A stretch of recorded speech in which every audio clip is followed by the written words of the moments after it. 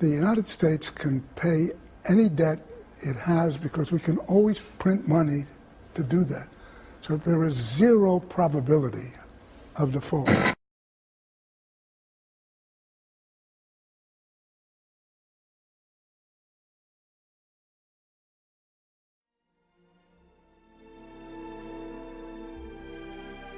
After several years of wealth and contentment, Western society suffered a shock in late 2008. Countries began to panic, and citizens awoke from a long and peaceful sleep. The party was over. So governments used their resources, promising to fix the situation. However, having spent billions and having intervened without hesitation in all sectors of the economy, the problems have only worsened. The media, university classrooms, the most diverse political forums, and of course ordinary people have all cited diverse causes for the origin of the Great Recession. Greed, a lack of regulation, the mere occurrence of recurring cycles in the economy, all with a common origin. The blame lies with capitalism. The market, giving excessive freedom to citizens, has led us to this. What part of this statement holds true? Is it really the free market that is responsible for the greatest economic crisis of the modern era? Moreover, is there really a free market in today's society? No vivimos en sociedades de mercado, vivimos en unas sociedades que son híbridos de libertad y de coacción. Todas las sociedades son así. Echarle la culpa de la crisis al mercado es ignorar la realidad. Esta es la realidad. La sociedad y la economía están muy intervenidas, particularmente en los sectores que entran en crisis, como fue la construcción y por supuesto el dinero.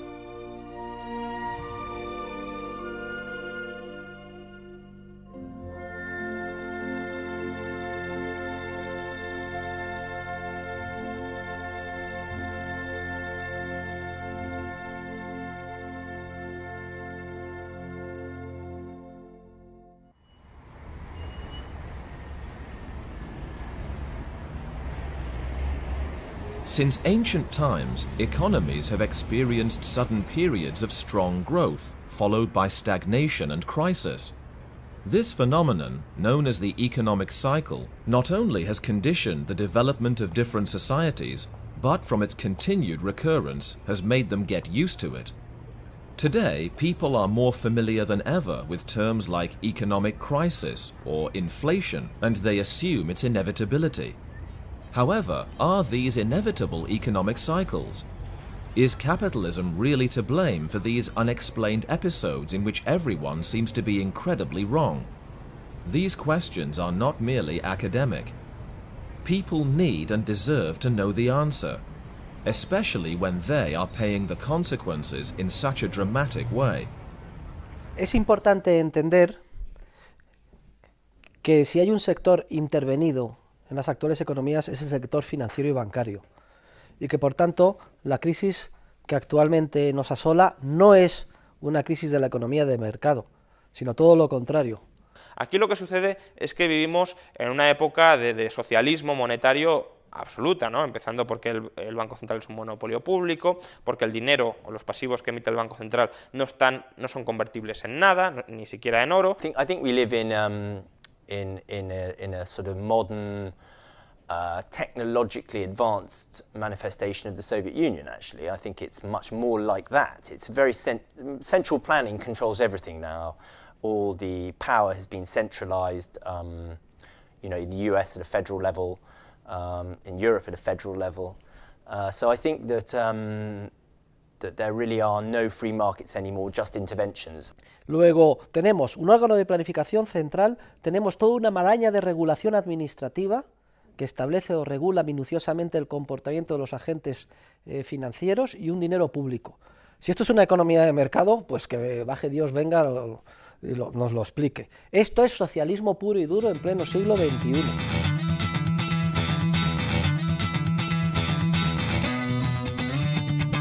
If the free market doesn't exist, it clearly cannot be guilty of these ongoing cycles of boom and recession, and consequently of these economic crises. Therefore, we will have to look to the opposite theory. That is, economic crises are the result of government interventions in the economy. This singular argument is exactly the one advocated by the so-called Austrian school of economics, and despite attempts by the majority of the academic class, it has been repeatedly confirmed by reality to the point of making it the economic theory on the rise. The two key elements to explain economic crises are money and banking. Despite successful attempts to corrupt both concepts, it is important to know what they are, or what they should be. Bueno, el dinero se puede definir como todo medio de intercambio que es común y generalmente aceptado. Y su papel en la sociedad es clave, porque es lo que permite hacer frente a la incertidumbre ineradicable respecto de lo que va a acontecer en el ámbito económico el día de mañana, en el futuro. Sin el dinero solo había trueque y eso reduciría muchísimo las cantidades de intercambio. Volveríamos a un nivel de subsistencia, cada uno producía la mayoría de las cosas para él solo, porque existe el problema de la doble coincidencia de necesidades, que yo tengo que buscar a alguien que tiene lo que yo quiero y a su vez esta persona tiene que querer lo que yo le puedo ofrecer. Entonces sin dinero es muy, muy difícil. Money. Money makes the world go around, the world go around, the world go around. Money makes the world go around, it makes the world go round. It is no exaggeration to say that money is the key institution for the development of any society. For its emergence, no forced mandate by political powers was necessary. Other major institutions such as language or family, money emerged spontaneously when individuals realized that bartering was a major impediment when making trades, and from the consequent need for an indirect means which we now know as money. After a long evolution, the means spontaneously chosen by the people turned out to be gold, which remained up until the 20th century when political power permanently ended its use, a required step for consolidating the fraud in which we are immersed. Los bancos son, o deberían ser, intermediarios de crédito para los ahorros de la gente. Reciben por un lado ahorros de muchas personas, a lo mejor cantidades pequeñas, y luego lo pueden prestar a empresas, grandes cantidades o hipotecas, y así diversifican el riesgo y son intermediarios de ahorro y inversión. Banks are companies whose function, among others, is to serve as intermediaries between savers and investors. In exchange for interest, savers interested in something more than simply depositing their money allow the bank to lend their savings to investors that it considers appropriate. This intermediary role is key to the success of any economy, allowing the channeling of large amounts of savings into productive investments. In fact, the phenomenon of economic cycles rises when the link between saving and investment is lost. Now, if the bank can only lend what others have saved before, how is it possible that this link breaks? Lo que pasa es que pronto los depositarios, es decir, los banqueros, se vieron tentados para incumplir digamos, las obligaciones tradicionales que los principios generales del derecho exigen en el caso del depósito. Y viendo que ese dinero estaba ahí ocioso, dijeron, ¿por qué no nos apropiamos de él si no hacemos ningún daño a nadie y lo utilizamos en nuestros negocios particulares?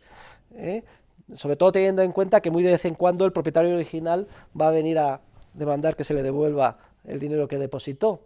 Y entonces surge lo que se conoce con el nombre de la banca con reserva fraccionaria, que es aquella que solo aguarda en su caja una fracción del dinero de verdad que se le ha depositado. At the heart of it all, the big macroeconomic problem that we have is that banks are allowed to lend money into existence, to do it without any real practical limit, and that's created all this discoordination and the crisis and the collapse. So there's an enormous amount of suffering and injustice has been created by these banking institutions. I think it's one of the biggest moral questions of our time. For centuries, banks, due to political interest, have enjoyed the legal privilege of so-called fractional reserves, enabling them to lend their clients money while also having the obligation to return it immediately when demanded. Thus, the bank breaks the link between savings and investment, favoring this privilege in order to lend the money of each of its depositors whether they want this or not, artificially expanding credit or its equivalent, creating new money. When a person deposits 10,000 euros in the bank, rather than safekeeping it all, the bank is only legally obligated to keep 2% and is able to lend the rest to another client. This client will use it to, say, buy a car. Thus, the seller of the car will deposit this money in another bank, which in turn will only keep 2% and will lend the remaining 98% in a process that can be repeated as many as 50 times. In this case, with an initial base of 10,000 euros cash, a supply of 500,000 euros could be created. At the Cobden Centre survey, we commissioned a reputable polling company to survey 2,000 people, and I believe it might even be as high as 74% think that the money that they deposit in a bank is theirs. When of course the legal relationship is you deposit the money, you lend the money. That's in effect another word for saying you lend the money to the bank, and the bank physically then owes you a debt obligation back. Si cogemos las estadísticas de la oferta monetaria en los países más avanzados, tan solo está plasmado en dinero en efectivo, hoy en día, por ejemplo, en euros, dólares, billetes de euros, dólares o moneda fraccionaria, en torno al 10% o menos del 10% de la masa monetaria. Las otras 9 décimas partes son precisamente esos apuntes contables en los libros de los contables de los bancos, en el pasivo de los bancos. Por eso a mí me hace mucha gracia cuando la gente dice ¿dónde está el dinero? ¿Que ha desaparecido? No, es que es un dinero virtual, que con la misma facilidad que se crea, simplemente haciendo un apunte contable, desaparece. Now, just remember that this thing isn't as black as it appeared.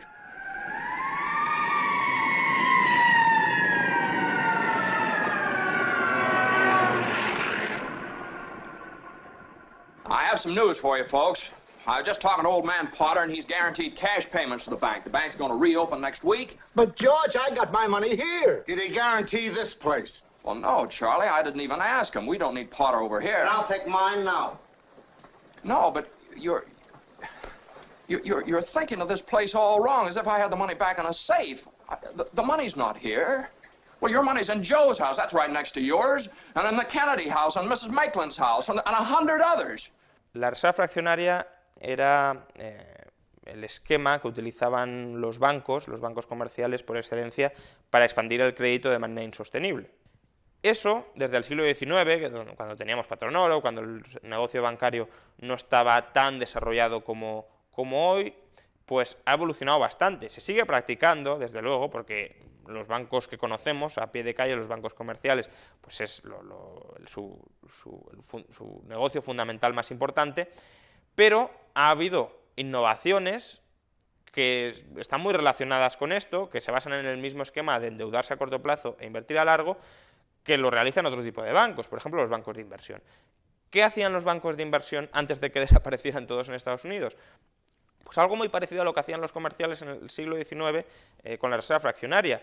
Emitían deuda a muy corto plazo, las llamadas operaciones repo. Yo emito deuda a unas horas, a un día, a una semana, y con el dinero que conseguían, a partir de esa deuda, la invertían en titulizaciones hipotecarias que obviamente vencían a 30 años. Con lo cual, ellos tenían que devolver el dinero cada día, cada semana, cada hora, pero el dinero ellos propiamente no lo recuperaban hasta dentro de 30 años. Con lo cual, ¿su estrategia cuál era? Bueno, pues me voy a ir refinanciando continuamente en el mercado. Si me vence a un día mi deuda, pues ese día digo, oye, ¿me prestáis a otro día? Y así pues voy encadenando hasta que o bien cobre la hipoteca o bien le venda a otro señor la hipoteca a un mayor precio, la titulización hipotecaria, a un mayor precio al que la he comprado. Entonces, es básicamente el mismo esquema de funcionamiento, endeudarse a muy corto plazo e invertir a muy largo plazo. Although we cannot establish a clear point in history from which the fraud began to take shape, It is true that a good precedent was set in 1844, when England, tired of the continuing cycles of bubbles and recessions, demanded through the Peel Act a reserve ratio of 100% of true money, which at that point was gold, relative to the issuance of paper money. The problem is that lawmakers forgot to also include the prohibition of issuing unbacked deposits, so banks, without having to issue paper money, were able to continue to create new money through simple accounting entries in their books. Claro, esto hizo que los ciclos continuaran, las burbujas continuaran.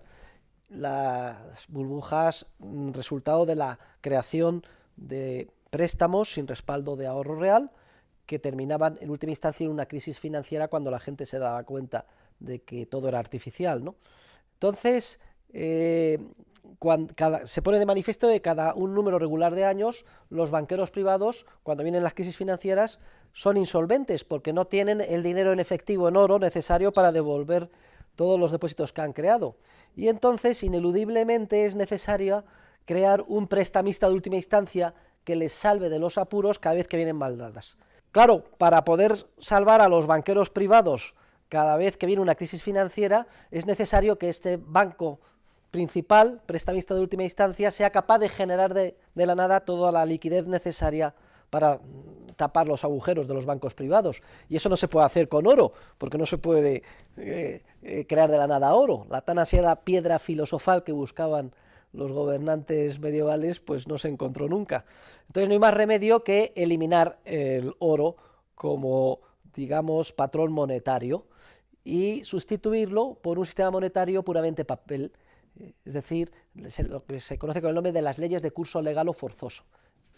El Banco Central es una especie de negocio o de relación entre el poder político y una parte del sistema financiero. Originalmente los bancos centrales eran privados. Entablaron una relación con el gobierno de tal manera que el gobierno les decía: te otorgo el monopolio de la emisión de moneda, que es un negocio extraordinario, y a cambio tú me financias. Luego vemos cómo el error de la ley de Peel lleva, por un lado, a la aparición del prestamista de última instancia, el Banco Central, y por otro lado, a la eliminación paulatina del oro y a su sustitución por un sistema puramente fiduciario tipo papel, en este caso, libras de papel. Whereas in 1971, the Bretton Woods system folded completely with the closing of the gold window by the Nixon administration in the US, leading us into a world of global paper currencies, where every currency in the world is confidence-based as opposed to being physically backed. I have directed Secretary Connally to suspend temporarily the convertibility of the dollar into gold or other reserve assets, except in amounts and conditions determined to be in the interest of monetary stability and in the best interest of the United States. In conclusion, the current financial system, based on the creation of central banks, the replacement of real money for paper bills, and the legal privilege given to private banks so they could handle at will the savings of theirs, is the key reason why political powers continue at the expense of their own survival, causing both economic crises and their dramatic consequences. Los gobiernos quieren gastar. Y impuestos no son muy populares, porque la gente ve claramente que el gasto del gobierno tiene un coste, que son los impuestos que le quitan el dinero. Entonces, otra forma de financiar los gastos es por la producción de nuevo dinero. Entonces, el gobierno gasta más que recibe en impuestos, por la diferencia imprime bonos estatales, luego el sistema financiero, los bancos compran una gran parte de estos bonos y luego el Banco Central compra estos bonos. En los Estados Unidos los compra directamente o en la Unión Europea, en la zona euro, lo acepta estos bonos como colateral para nuevos préstamos a los bancos. Entonces los bancos reciben nuevo dinero que pueden expandir el crédito y los precios suben. Entonces la gente paga también para los gastos públicos, pero paga por la inflación y no lo relaciona esto. Entonces es más popular porque si tú subes impuestos, los votantes te van a castigar probablemente, pero con el déficit público que se financia con la monetización y la inflación, la gente no te castiga o no te castiga tanto. Tenías razón, tío Gilito. Ganar dinero es muy divertido. Y está chupado con el duplicacharro multichisme. Casi tan chupado como gastarlo. ¡Oh, no! No me digáis que habéis gastado dinero duplicado. Claro, ¿qué tiene de malo? ¡Que si sigue duplicando se podría hundir la economía! ¿Por qué dice eso? ¿Es que no lo veis? Si todos lo tienen, perderá valor. Los precios subirán y todo el mundo querrá tener más y más dinero. ¡Será el caos! $10.000, precio exacto. Hoy no llevo cambio. La inflación, la gente no la percibe como impuesto, la percibe como una política monetaria más, como una herramienta más para solucionar determinados problemas en determinadas circunstancias, y la realidad es que empobrece a todos los habitantes por igual, porque lo que hace es mermar la capacidad adquisitiva. Mermar la capacidad adquisitiva de un pobre, una persona que tiene una renta baja, no es lo mismo que mermarla de un rico, un señor que tiene una renta alta. Entonces es mucho más grave o descansa mucho más sobre los hombros de los pobres. In practice, the signal that causes the onset of the business cycle is the lowering of interest rates. When interest rates fall, entrepreneurs rush to start new businesses that appear to be profitable. This is true when interest rates fall from natural causes, such as from people's increased real savings. The problem is when the fall in interest rates is caused by manipulation from central banks and governments, thus leading entrepreneurs to make fatal mistakes in a massive way. It is true that in principle there will be an economic boom.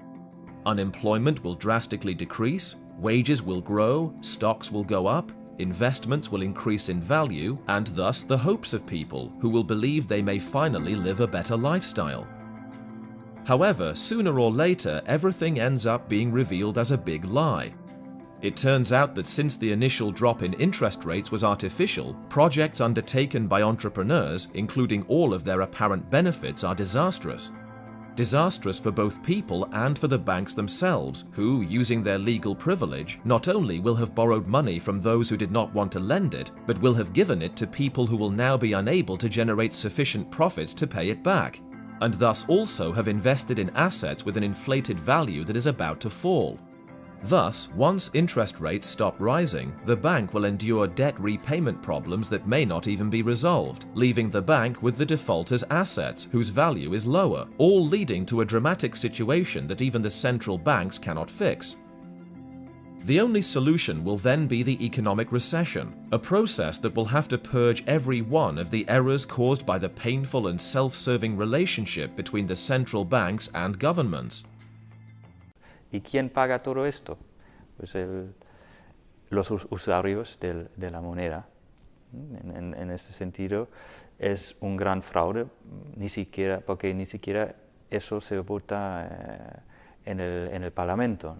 Yo creo que después de la crisis financiera y de todas las consecuencias tan terribles sobre la economía real y las diferentes recesiones y todavía lo que nos queda por ver, uno de los mensajes que se ha lanzado es la culpa es de los mercados financieros, la culpa es del sistema financiero, pero la verdad es que es un sistema montado sobre dos pilares, ¿no? El sistema financiero por un lado, pero los gobiernos por otro, es decir, hay un acuerdo por debajo de la mesa que todo el mundo sabe y que todo el mundo participa en él.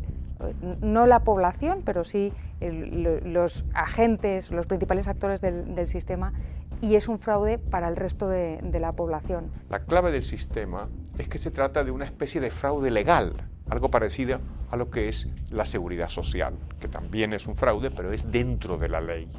El sistema monetario es un sistema legal, tiene todos los plácemes de las constituciones y las leyes. Dentro de ese sistema es donde se generan unos procesos especulativos de burbuja y finalmente de crisis.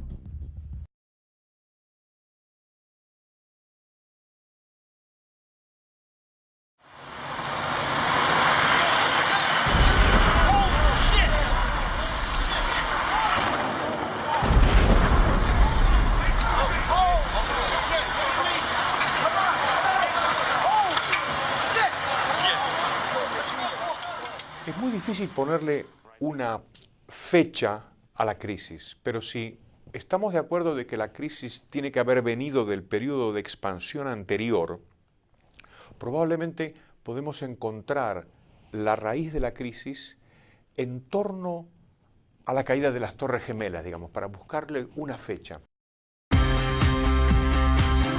To find the origins of the Great Recession, we must go back to the late 1990s, when we were immersed in the so-called dot-com bubble provoked by the same causes as the current recession. The US stock market reached its highest level in history, and technology companies promised unprecedented profits, but it was all an illusion. Alan Greenspan, then chairman of the Federal Reserve, decided to break that bubble before its consequences were irreversible, and did it in the same way that he had caused it, by manipulating interest rates. However, his plans were suddenly altered by the terrorist attacks of September the 11th. Greenspan's measures neither helped to overcome the trauma nor facilitated the rapid financing the US government needed to start its new military adventure. You feel that your ideology pushed you to make decisions that you wish you had not made? Well, remember that what an ideology is a conceptual framework with the way people deal with reality. Everyone has one. You have to exist, you need an ideology. The question is whether it is accurate or not. And what I'm saying to you is, yes, I found a flaw. I don't know how significant or permanent it is, but I've been very distressed by that fact. Whether or not it was due to this profound intellectual error, interest rates were again manipulated by both the Federal Reserve and European Central Bank, flooding the market with new money. Si los bancos este dinero de nueva creación en forma de depósitos, que crean de la nada entregando una chequera, lo gastaran en bienes y servicios de consumo, hombre, esto distorsionaría, pero sería relativamente inocuo, solo afectaría o impactaría en el precio de esos bienes y servicios de consumo. El problema gravísimo es que el dinero de nueva creación lo prestan, lo que leemos tantas veces en la prensa, de que hace falta que se abra el grifo del crédito. Yo cada vez que oigo eso me pongo nerviosísimo. Lo prestan, como si el ahorro de la sociedad real hubiera aumentado, cuando de hecho tal cosa no tiene por qué haber sucedido. Entonces, si lo prestan, lo que están haciendo es poniendo a disposición de los empresarios capacidad de pago y enviándoles el mensaje o la señal de que deben de emprender procesos de inversión que deben de madurar en un futuro más lejano. Por ejemplo, el millón de viviendas que se han construido en nuestro país en la época de la burbuja, etcétera. Como si el ahorro de la sociedad hubiera aumentado, cuando de hecho tal cosa no ha sucedido. Los agentes económicos, las economías domésticas han seguido consumiendo al mismo ritmo que antes, incluso más. Y toda la financiación de esos préstamos ha sido nada más dinero de nueva creación, esos depósitos de nueva creación. Este es el proceso que los economistas austríacos llaman de expansión crediticia artificial, basada en la creación de dinero que hace posible el actual sistema bancario que opera con reserva fraccionaria, precisamente por este error cometido en la ley de Peel.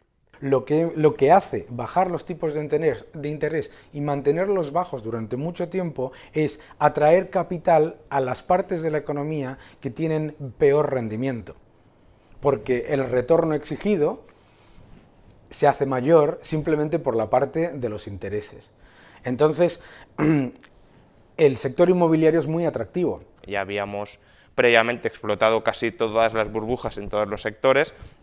En los años 80 tuvimos la burbuja en los bonos basura, en los junk bonds, en la década de los 90 la burbuja de las .com, con una mini burbuja inmobiliaria a principios de los 90 y posteriormente pues una burbuja en el sector inmobiliario. Creo que era The Onion que decía que la economía estadounidense busca una nueva burbuja para salir de la recesión de la burbuja anterior, ¿no? Pues algo así.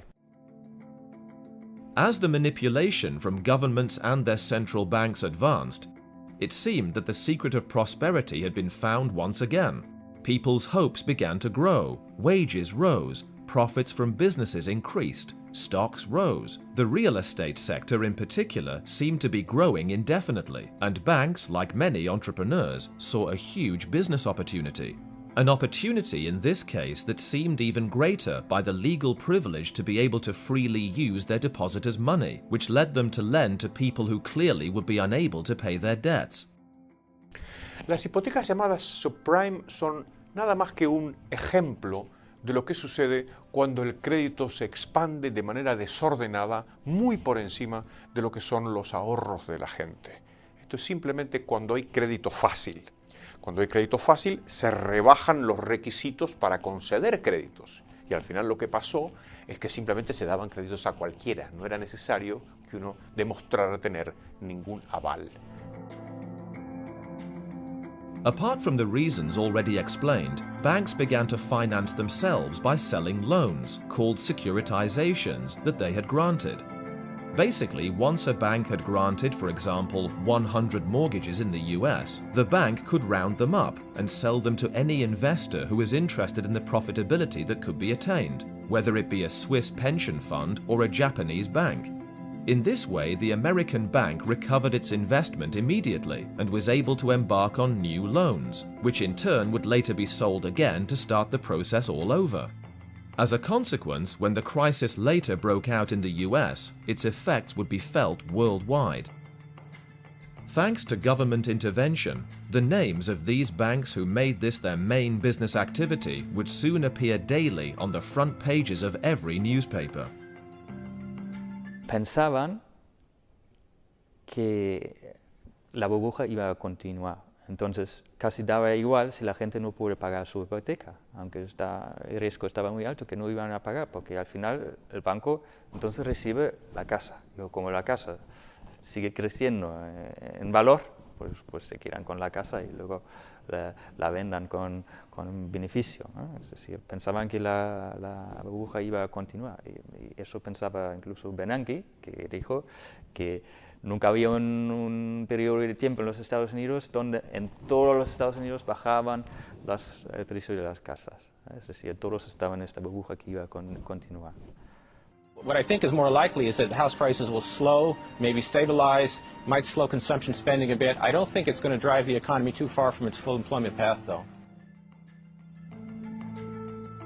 These false economic perspectives were not the only thing that encouraged banks to continue these practices that turned out to be detrimental for them. As if their legal privileges weren't enough, governments put in a great effort to make sure their activities didn't decline. A clear example was the work carried out by mortgage companies Freddie Mac and Fannie Mae, who basically devoted their efforts to the task of acquiring lucrative securitized mortgages that banks had already sold, repackaging and reselling them, knowing that if they ever went bankrupt, they had the implicit backing of the US government, who would take over its debt, like they eventually did. However, until then, the activity continued, so that banks could count on new money restarting the process, securitizing not only mortgages, but consumer loans to students, the purchase of cars, and enlarging the bubble even more, expanding to other businesses, among them financial insurers and credit rating agencies. Las agencias de calificación básicamente se dedicaban a, cuando los bancos titulizaban, o emitían deuda para financiarse ellos mismos, decían, bueno, esta titulización o esta deuda es de esta calidad, de muy buena calidad, por ejemplo, y por eso cobraban. Y luego las agencias aseguradoras lo que hacían era asegurar, como su nombre indica, que si quebraba, o si se impagaba, mejor dicho, esa deuda, ellas responderían a través de un instrumento financiero llamado CDS, ¿no? Seguro contra riesgo de impago. Al principio todo iba muy bien. ¿Por qué? Las aseguradoras mismo pues iban asegurando, y como nadie impagaba, pues cobraban por la prima del seguro, pero no desembolsaban nada.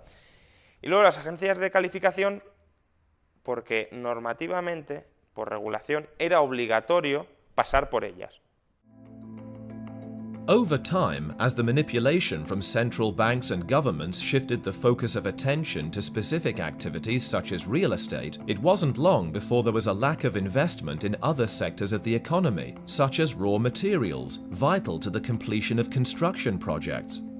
This lack of investment led to a strong rise in prices that the beneficiaries of the credit expansion unsuccessfully tried to pass on to consumers, ultimately causing the closure of many firms and consequent layoffs. Si tú repercutes aumentos de costes en toda la economía a los consumidores se les acaba la renta. Entonces, tú tienes que, como consumidor, tienes que empezar a discriminar. Me han subido un 20% la gasolina y me han subido la comida un 30%. Pues si te elevan el precio de los alimentos un 30% y el de la gasolina un 20%, o al revés, vamos, tú tienes que elegir, ¿viajo menos o como otro tipo de productos más baratos? Y al elegir, pues estás quitándoles demanda a unos y dándosela, o manteniéndosela, mejor dicho, a otros. Faced with this situation, Greenspan cautiously began raising the interest rates that he had previously lowered, with the consequences that we already know. But the damage was done. Due to the artificial boom, the most inflated sectors from previous years began to contract, unable to cope with the rising prices of raw materials. Businesses began to fail, especially during 2007, leaving people unemployed and facing huge debts. Subprime defaults soared, which quickly dragged down the investors around the world who had acquired these mortgages. The massive manipulation by governments and central banks was now evident, and with it the huge volume of investment errors that they had caused. Lehman Brothers suffering a around the world, both Asian and European has now taken down lower. Asia's biggest name, the most storied names are closed, but En la época de la burbuja todo el mundo está encantado y nadie se atreve a parar la fiesta. W takim krótkim okresie, jak już powiedzieliśmy, następuje krach. Ludzie się budzą pewnego dnia z taką informacją, że to wszystko była iluzja, że nieprawda, że na krótką metę przez jakiś czas można tak żyć na kredyt, ale później ktoś za to musi zapłacić. Ostatecznie okazuje się, że to oni sami muszą zapłacić. As the securitizations and other debts were of low quality and defaulting, investors became more anxious to get rid of them. In the summer of 2007, when warning signs that something serious was happening first appeared, central banks, in a panic, embarked on a suicidal headlong rush by injecting even more money into the banks to generate confidence.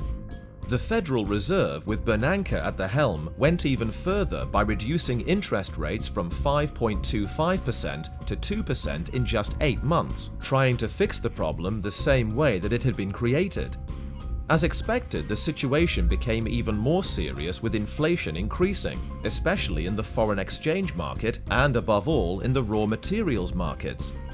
The combination of unemployment, reduced purchasing power, state regulations, and especially the continued adjustment of production structure that still had not been completed, caused bank defaults to continue to grow until mid-2008, when there was the first high-profile bankruptcy of the US banking system. Cuando Bear Stearns cayó, mucha gente de repente se dio cuenta que Bear Stearns tenía 35.000 millones de exposición a créditos de baja calidad en dos fondos particulares que tenía. Eso no lo sabía prácticamente nadie. Lo sabían y lo habían dicho y lo estaban diciendo una y otra vez inversores que estaban constantemente hablando del riesgo de la burbuja. El problema de Bear Stearns, ¿cuál fue? Pues que empezaron a ver los inversores que su cartera de titulizaciones era de mala calidad. Tenía un impago, una ratio de impago muy grande. Entonces, claro, tú como inversor te planteabas, ¿debo refinanciar a Bear Stearns si sus inversiones tienen un agujero muy grande, si hay un riesgo de impago muy grande? Porque en cualquier momento, si yo le refinancio, me puede dejar de pagar a mí porque no se va a cobrar de las hipotecas. Entonces empezó a cundir un lógico nerviosismo, la gente le dejó de prestar, como Bear Stearns no tenía prácticamente líquido, activos líquidos, la tesorería en 3 días le desapareció y dijo, ¿ahora qué hago? Bear Stearns fue el mini shock, porque Bear Stearns por lo menos se generó con de una manera abierta en el mercado. El gobierno apoyó ligeramente a Bear Stearns, pero JP Morgan compró los activos. Fue una quiebra ordenada. El problema fue Lehman. Soon after, as rumors about the solvency of Freddie Mac and Fannie Mae began to spread, the US government announced that if necessary, it would rescue them. Despite the apparent calm these statements generated, in the first week of September 2008, the failure of both companies became clear, and the government opted to invest $200 billion in them. Why do you feel so compelled to do this? And in the end, could this cost several $100 billion? Harry, these companies are so big and so interwoven into the financial markets and our financial system, we had no choice. All of it was in vain. Just a week later, along with the announcement that Merrill Lynch was sold at a bargain price, there was the largest bankruptcy in history. Todos los bancos tenían deuda o titulizaciones garantizadas por Freddie Mac y Fannie Mae. Entonces, si los bancos de inversión habían invertido en esto y estos activos ya empezaban a ser de mala calidad porque estaban rescatadas, ¿qué pasaba con esos bancos? Y ahí pues a Lehman Brothers le pasó algo muy parecido a Bear Stearns en marzo.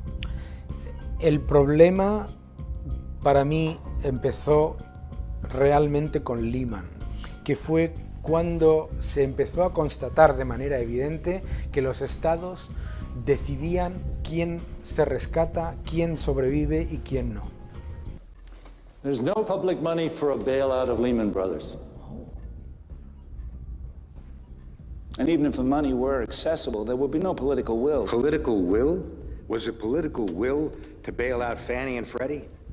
Things were different then. 5 days ago. Se le cortó la financiación en el mercado, no pudo refinanciarse,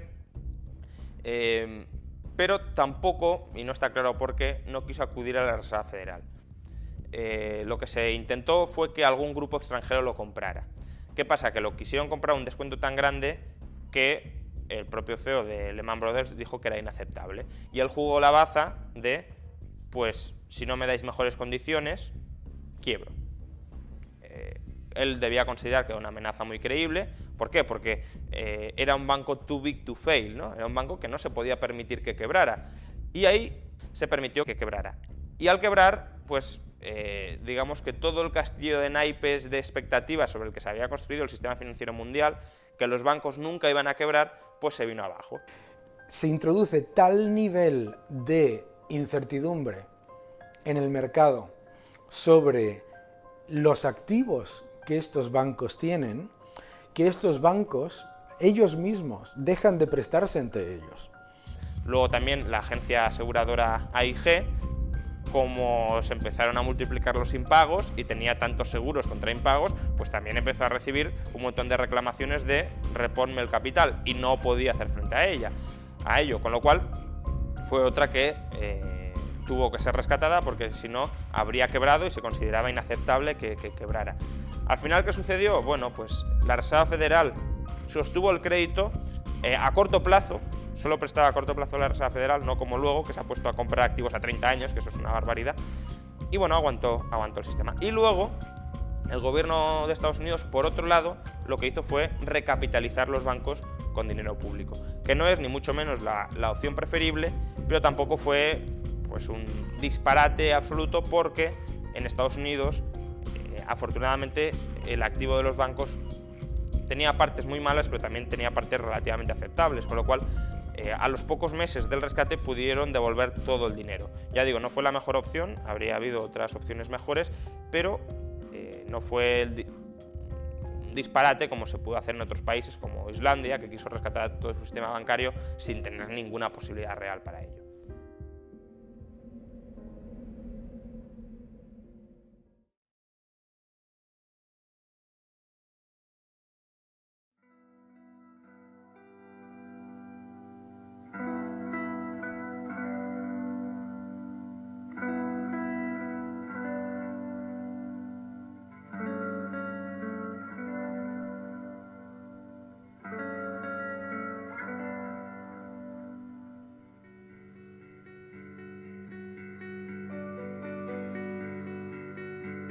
A pesar de todas las intervenciones estatales, la economía es un proceso poderosísimo constituido por millones de seres humanos que cada día se levantan tratando de salvar de la quema lo que pueden, de encontrar los proyectos de inversión rentables, pues que al final la economía termina reestructurándose, porque ya se han cortado, ya se han cerrado esos centenares de miles de empresas que no eran rentables. Es cierto que hay mucho desempleo, pero está ahí latente para volverse a recolocar, si es que lo permite la intervención del Estado y la rigidez del mercado laboral desaparece en los proyectos de inversión que sí que sean sostenibles. Luego, la recesión es ya el comienzo de la recuperación. Uno de los aspectos más interesantes de la crisis es cómo las diferencias políticas, que al parecer eran abismales antes de la crisis, después de la crisis desaparecen.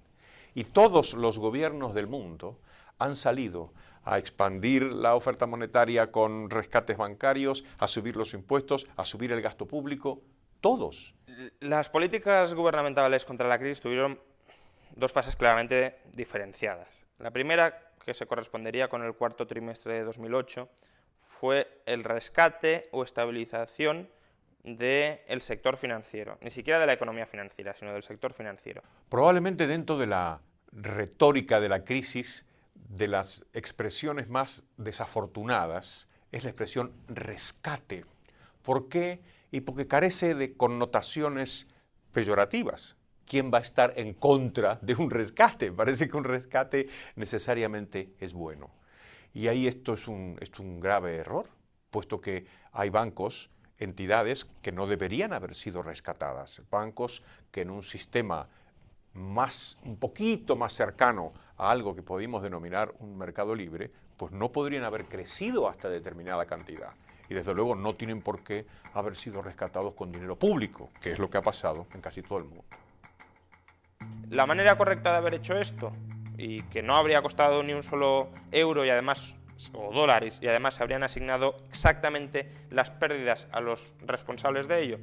Bueno, lo primero, los bancos que sean insolventes, los accionistas lo pierden todo. Es de sentido común. Una empresa que está quebrada es una empresa que pierde, cuyos accionistas lo pierden todo, por definición. Luego, como tenemos un exceso de deuda sobre el activo, de pasivo sobre activo, que así se define la quiebra, sería cuestión de convertir una parte de esos pasivos en fondos propios. Esta operación se conoce como capitalización de deuda y también es bastante recurrente en el sector privado empresarial distinto del financiero. De manera que, por ejemplo, los acreedores de deuda subordinada, que es una deuda basura básicamente, se convierten en accionistas. No cobran el dinero, porque obviamente el banco está quebrado, no cobran nada, o no cobran en dinero, sino que cobran en acciones. Luego, si ni siquiera con los deudores subordinados conseguimos reflotar el banco, pues ya vamos escalando un poco, ¿no? Pasamos a los acreedores a más largo plazo, a los acreedores que han comprado otros instrumentos de riesgo, etc. Lo último que habría que tocar serían los depósitos a la vista, porque claramente quien ha metido dinero en un depósito a la vista en un banco no es porque esté esperando hacer una inversión especulativa a largo plazo. Por tanto, primero vamos tocando las inversiones, por orden de relación, las inversiones más especulativas y más a largo plazo, y eso lo vamos convirtiendo en accionistas. ¿El resultado? Pues que cuando hayamos convertido una masa mínima de acreedores del banco en accionistas, el banco estará recapitalizado. Si hay pérdidas, por ejemplo, si las acciones caen mucho de precio por debajo de lo que esperaban cobrar los acreedores, pues lo siento mucho, pero usted invirtió en el banco a riesgo y se ha arriesgado a perder dinero. No habría que haber metido ni un solo euro o dólar del contribuyente. Y tampoco es que sea una conversión tan exagerada de deuda. Para que nos hagamos una idea, la mayoría de bancos estadounidenses, convirtiendo menos del 5% de todos sus pasivos, estaban recapitalizados automáticamente. Quite on the contrary, the countries chose to play with taxpayer money and rescue the banks. The most outrageous case of this was the creation of a so-called bad bank, as in Ireland. Using this formula, the public sector chose to buy all the toxic assets from banks at inflated prices, so that the investment would never be recovered. Another way which was put into practice in the US was to make the state a shareholder of the banks, with the risky intent of recovering its investment when the situation normalized. In both cases, the privileged position of banks was demonstrated, and citizens had to endure how their money was used to save some insolvent companies that, on top of everything, could continue paying dividends and giving bonuses to their executives as if nothing had happened. Una vez se consiguió la estabilización del sistema financiero, se pensó que lo único que hacía falta para ya volver a recuperarnos era que a la economía real, que había quedado un poco pachucha, pues darle alguna alegría, estimularla un poco. Y eso se intentó a partir de enero-febrero de 2009. Ahí se implementaron una enorme cantidad de planes de estímulo para la economía. En esto consiste el Plan Español de Estímulo de la Economía y el Empleo, que desde hoy vamos a llamar Plan E. ¿Qué sucedió? Pues que claro, ¿quién compró esa deuda pública durante años? El sistema bancario. Cuando se empieza el proceso de endeudamiento de los estados, se continúa con el proceso del endeudamiento de los bancos. Y ese ha sido, es difícil decir quién fue primero, la gallina o el huevo, pero lo que sí es fácil es decir que lo que hemos tenido ha sido un proceso en el que los dos estaban participando del mismo problema e impulsando el mismo problema a la vez. La estabilización y el rescate del sistema financiero, que como digo tenía su parte de lógica, que habían acometido a finales de 2008, se truncó en 2010 y sobre todo en 2011. ¿Por qué? Porque contaminaron todo el balance de los bancos y lo contaminaron con activos tóxicos, esta vez no hipotecarios, sino de deuda pública. Y ese es para mí el mayor riesgo de la política actual, que en vez de atacar un problema de deuda como se debe atacar, que es reduciendo la deuda, se está atacando un problema de deuda con más deuda. Si suponemos que no se podrían haber corregido las cosas antes, o sea, si damos por supuesto que la historia anterior es inevitable y nos encontramos con el estallido de la crisis, ahí había que abordar diferentes soluciones. Una es la apertura de los mercados. Es importante que cuando la economía cae, cuando se restringe la actividad económica, la economía sea muy flexible para que los agentes puedan cambiar rápidamente de actividad. Cuando perciben que un sector está muy inflado, como por ejemplo sucedió con la construcción o con la banca, puedan rápidamente cambiarse de sitio. Para eso hay que cambiar la legislación laboral, hay que abrir los mercados de todo tipo. Eso es un campo. El otro campo es el campo de la hacienda. Y ahí lo que habría que haber hecho es bajar el gasto público, bajar los impuestos y bajar la deuda pública. Los gobiernos hicieron estas tres cosas al revés. Subieron los impuestos, subieron el gasto y subieron la deuda pública. Y el tercer campo es el campo bancario, claro. Intentar reformar el sistema ajustándolo de tal manera que esa capacidad natural dentro de este sistema que tiene para crear burbujas se vea un poquito mitigada en el futuro.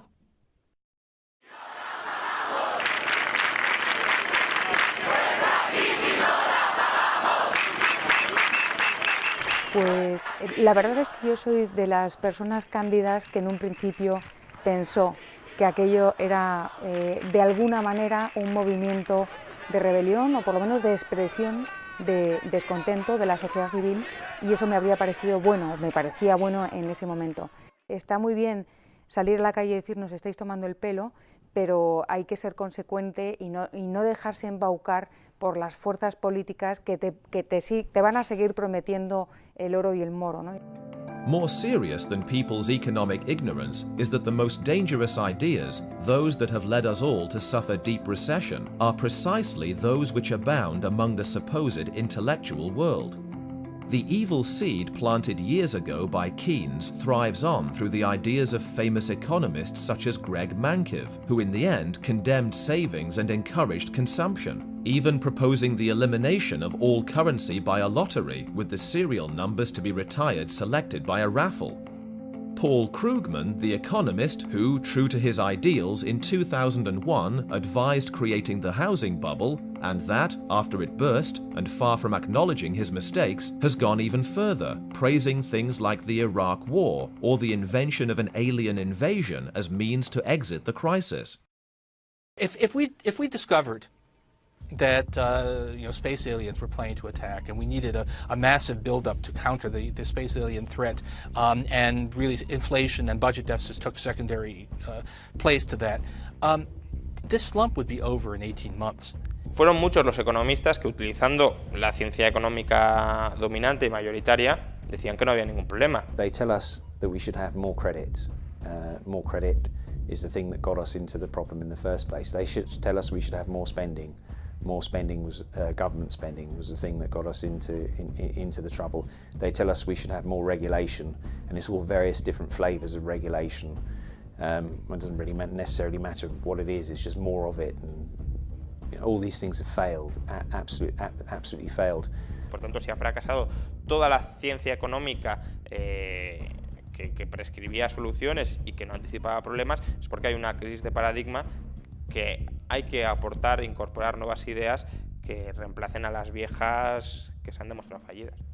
Jednym słowem, Austriacy ukazują przykrą prawdę, są takim posłańcem, którego lepiej uciszyć, ale jeśli już nawet nie wyeliminować z gry, to po prostu lepiej uciszyć, bo oni psują dobrą zabawę. Dobrą zabawę przede wszystkim rządom, prawda, które jakoś sobie poradzą zawsze. Recuerdo que Hayek me dijo a mí en una entrevista que Keynes era un hombre muy inteligente, pero no era un buen economista.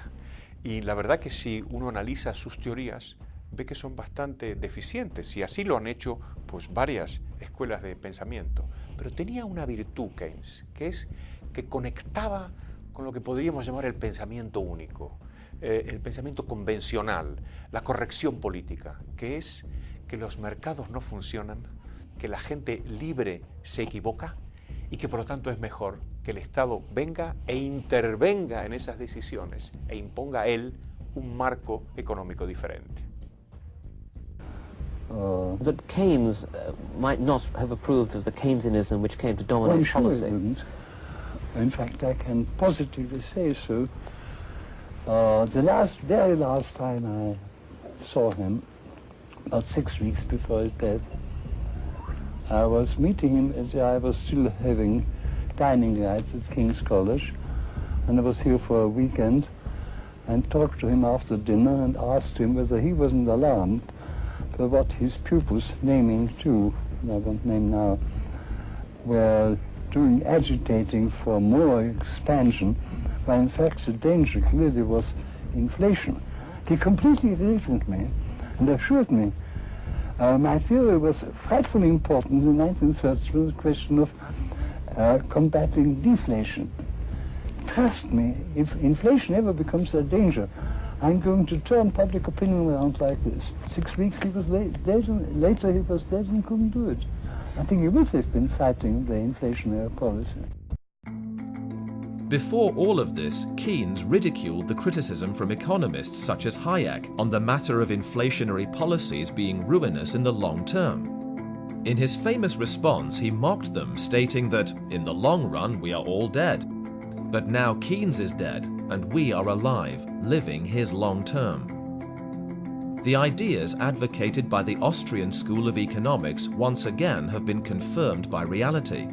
And only by addressing their recommendations will we be able to not fall back again into the same mistakes that have generated the Great Recession.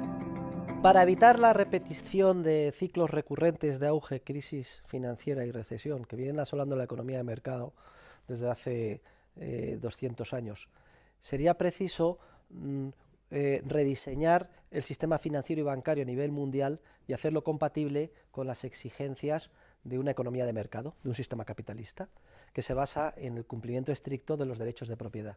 Y esto implicaría 3 reformas. En primer lugar, completar la ley de Peel allí donde quedó incompleta, es decir, exigir también el coeficiente de caja del 100% para los depósitos a la vista y equivalentes. Cuando digo equivalentes es porque la banca también vende muchos depósitos supuestamente a plazo, pero que en realidad te dicen sottovoce que los puedes retirar sin penalidad cuando quieras. Eso también son depósitos a la vista. Y es para mí un motivo de gran satisfacción que hace escasamente un año, en octubre o en septiembre del 2010, 2 diputados Tory presentaron un proyecto de ley en esta misma línea y además me citaron en el Parlamento británico. Perhaps instead we should now begin to listen to those economists who saw the credit glut that preceded the crash as the problem. The Cobden Centre, the von Mises Institute, Herta de Soto, they all grasped that it was the overproduction of bogus candy floss credit before the crunch that gave rise to the credit crunch. It's time to take seriously their ideas on honest money and sound banking. Now, the Keynesian monetarist economists might recoil in horror at the idea. Their orthodoxy holds that without these legal privileges for banks, there would be insufficient credit. The oil that keeps the engine of capitalism working, they say, would dry up. The machine would grind to a halt. Not so. Under my bill, credit would still exist, but it would be credit backed by savings. In other words, it would be credit that could fuel an expansion in economic capacity that was consummate with savings or deferred consumption. It would be, to use the cliche of our day, sustainable. My bill would give account holders legal ownership of their deposits unless they indicated otherwise when opening the account. There would, in other words, henceforth be two categories of bank account: deposit-taking accounts for investment purposes and deposit-taking accounts for storage purposes. With a choice between the new storage accounts and investment accounts, no longer would private individuals find themselves co-opted as unwilling, indeed unaware, investors in madcap deals in credit instruments few of the bank's own boards seem to even understand. It's an amazing thing just how few members of Parliament in the UK really understand the monetary system. It's such a fundamental institution in a society based on the division of labour, and yet most members of Parliament don't study money. Even members of Parliament who are good economists don't usually study the institution of money itself and the real details of the way banking works. La segunda medida esencial sería acabar con el órgano de planificación financiera, es decir, este que hemos denominado Banco Central. Los bancos centrales ya no serían precisos con un coeficiente de caja del 100% como prestamistas de última instancia, ya no habría que proteger a la banca. Si en cualquier caso de pérdida de confianza, cuando fueran los depositantes a por su dinero, siempre estaría allí. Por tanto, ya no sería preciso. Y además dejarían de actuar de manera perversa como actualmente están actuando cuando pretenden fijar el tipo de interés. Es imposible que acierten el tipo de interés adecuado. Esto es algo que solo de manera espontánea tiene que fijar el mercado, y mucho menos la oferta monetaria, sin conocer datos sobre cómo evoluciona la economía y la demanda. Es imposible que puedan hacerse con esa información. Conseguiríamos, por tanto, eliminar el último bastión del socialismo que ha quedado después de la caída del muro de Berlín, que son los bancos centrales. Aparte de otros efectos positivos de secundaria importancia, es que los miles de funcionarios de enorme valía que ahora pierden su tiempo en hacer daño a través de sus oficinas, pues pasarían al mercado libre y a producir bienes y servicios de calidad valorados por los consumidores y no como ahora. Luego, la segunda medida sería acabar con los bancos centrales. Y en tercer lugar, la tercera medida responde a la siguiente pregunta: ¿quién se ocuparía de la base monetaria? Y lo que propongo es la reintroducción del patrón oro, un patrón oro clásico con coeficiente de caja del 100%. El stock mundial de oro ha venido creciendo en torno al 2% al año, y además tiene la ventaja de que el oro no se puede manipular ni crear al antojo de los gobernantes. El oro supone una especie de corsé que disciplina la acción de todos los agentes que participan en una sociedad y en el mercado. Por eso el oro es una institución esencial y tan importante para el avance de la civilización. I think the average worker would be very much supported by a gold standard, or rather by a disciplined monetary system, because the purchasing power of his money will not be diluted on an annual basis. In other words, he will be able to buy the same amount of goods and services, and potentially even slightly more goods and services on an annual basis. Effectively, what it does is remove the stealth effect of inflating the money supply.